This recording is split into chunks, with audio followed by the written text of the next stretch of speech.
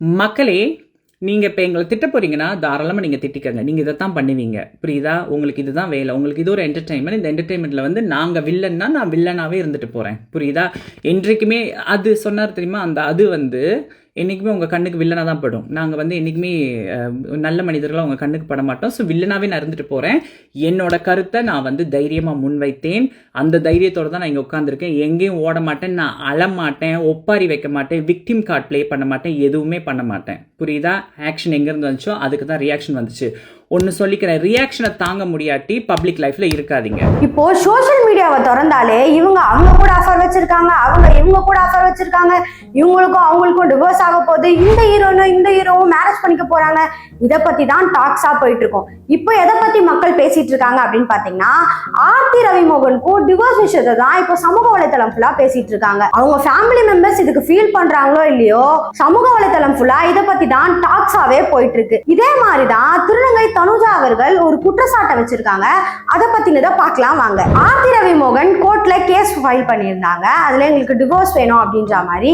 அப்போ ஆர்த்தி என்ன சொல்லியிருந்தாங்கன்னா, மாசம் அவர் எனக்கு இவ்வளவு கொடுத்தே ஆகணும், அப்பதான் என் பசங்களுக்குலாம் நான் ஃபீஸ்லாம் கட்ட முடியும், இல்லாட்டி என்னால கட்ட முடியாது அப்படின்ற மாதிரி ஆர்த்தி அவர்கள் சொல்லியிருந்தாங்க. அதுக்கு ரவிமோகன் அவர்கள் ஒரு பிரஸ் மீட் ஒன்று கொடுத்திருந்தாங்க. அவங்களுக்கு வெளியூர்லாம் போய் சுத்தத்துக்கு மட்டும் காசு இருக்கும், ஆனா என் குழந்தைங்களுக்கு ஃபீஸ் கட்டுறதுக்கு மட்டும் அவங்க கிட்ட காசே இருக்காது.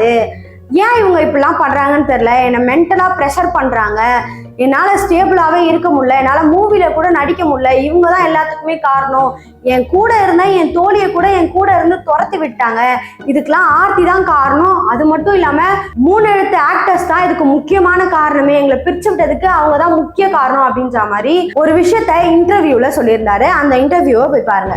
பர்டிகுலரா நான் சொல்லணும்னு நினைக்கிறது இந்த சைபர் புல்லிங் விஷயம். ஒரு பொண்ணு அனுப்பிச்சிட்டீங்க, ரொம்ப தேங்க்ஸ். அதுக்காகலாம் நான் இன்டர்வியூலாம் வைக்கலங்க. அவங்க எங்கே இருந்தாலும் நல்லதாக இருக்கணும், அவ்வளோதான், வேறு எதுவுமே இல்லை. கெனிஷாவை காலி பண்ணி அனுப்பிச்சிட்டீங்க நீங்கள் எல்லாரும். சைபர் புல்லிங் உங்களெல்லாம் நான் சும்மாவே விட போகிறதில்ல.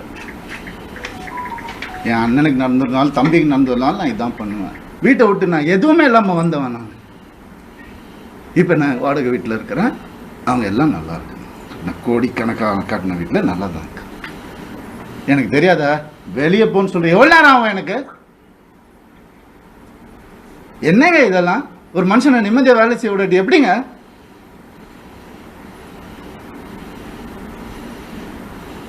சும்மாவே இருக்கணும், என்ன கிண்டல் பண்ணாலும். ஏன்? ஏன்னா நான் செலிபிரிட்டி, இமேஜ் தேவையில்லை. மனுஷன் முதல்ல, நான் ஆம்பளை பொம்பளைலாம் அப்புறம். மனுஷன், ஒரு மனுஷனுக்கு ஒரு கஷ்டம் வரும்போது அப்ப மட்டும்தான் தெரியும் அவங்க கூட யார் இருப்பாங்க. அப்படின்னு என்ன பண்ணுதாங்க கெனிஷா. எப்படி வளர்ந்தவங்க தெரியுமா அவங்க வீடியோ போட்டா அதுல ஒரு சைபர் புல்லிங். ஒரு பொண்ணு என்ன புரிஞ்சுக்கிச்சு, ஏன் பார்க்கல ஹீரோயினாங்க, என் வேலையே அழகான பொண்ணுங்க கூட தான் நடிக்கிறது, அதான் என் வேலையே. எப்படி அழகு இல்லாம இங்க போயிட்டாங்களா? இத்தனை வருஷம் சொல்ல, அவங்களுக்கு ஒரு ரீசன் தேவை. எதுக்கு போறான்னு தெரியக்கூட இதை புடி. இதை பார்த்துட்டு இது வரைக்கும் ரவிமோகனுக்கு ஆப்போசிட்டா இருந்த மக்கள் எல்லாருமே ரவிமோகனுக்கு சப்போர்ட் பண்ண ஆரம்பிச்சிட்டாங்க. அந்த மனுஷன் இவ்வளோ கஷ்டப்படுறாரு, இதுக்கெல்லாம் காரணம் ஆர்த்தி தான், அவங்க கிட்ட பணம் இருக்கு அப்படின்ற காரணத்தினால சோசியல் மீடியாவே கைக்குள்ள வச்சுட்டு ரவிமோகனுக்கு ஆப்போசிட்டா செயல்பட வைக்கிறாங்க அப்படின்ற மாதிரி மக்கள்லாம் புரிஞ்சுக்கிட்டாங்க.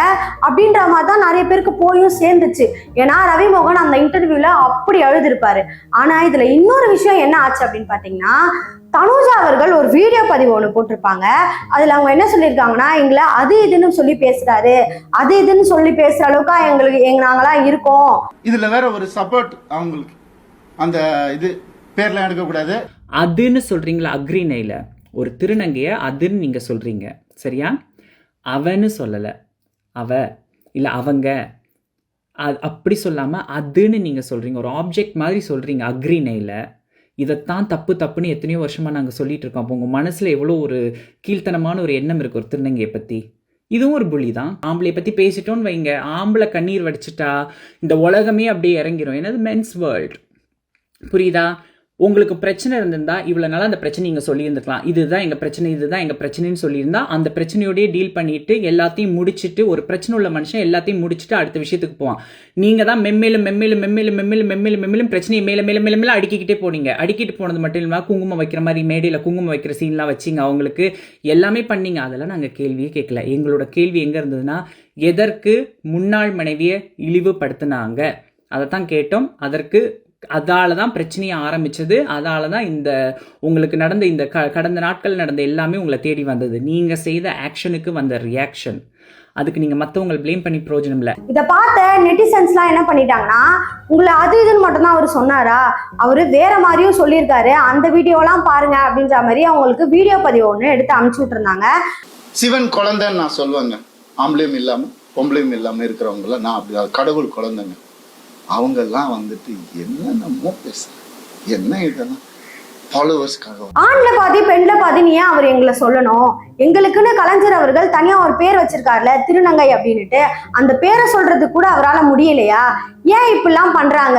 இவங்களுக்குலாம் வந்து முட்டு கொடுத்துட்டு நீங்க வந்துடுறீங்க. நாங்க சமூக வலைதளத்துல ட்ரெண்டிங் ஆகணும்னு சொல்லிட்டு வீடியோ பதிவு எடுத்து அவரை பத்தி போடுறோமா?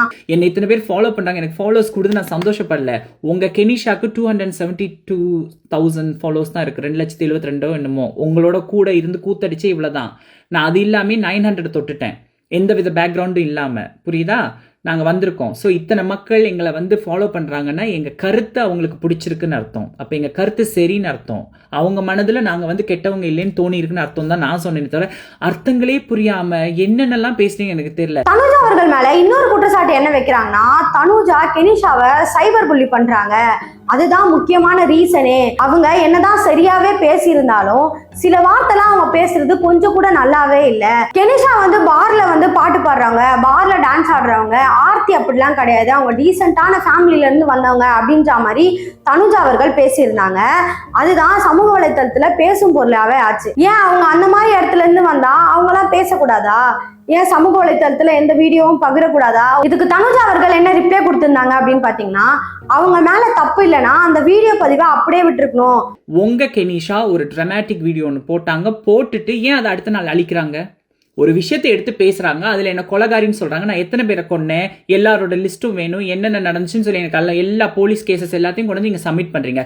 சும்மா வதந்தியை பரப்பிட்டு அப்படியே அந்த வீடியோ டிலீட் பண்ணிட்டு உங்க கெனிஷா போயிட்டா. ஸோ உங்க மூட் ஸ்விங்ஸ்க்கு நாங்க ஊருகா கிடையாது. இதை பார்த்துட்டு நிறைய பேருக்கு ஆமால ஏன் அந்த வீடியோ டிலீட் பண்ணிட்டு போனாங்க. இதை பார்க்கும்போது யார் பக்கம் தான்ப்பா உண்மை இருக்கு, யார் தான் இதுல நல்லவங்க, யார் தான் இதுல கெட்டவங்க அப்படின்றதே புரியல. ரவிமோகன் யார் கூட இருக்காரு, விஜய் யார் கூட இருக்காரு அப்படின்றத விட்டுட்டு நம்ம ஏகே சொன்ன மாதிரி நீங்க எப்போ வாழ போறீங்க?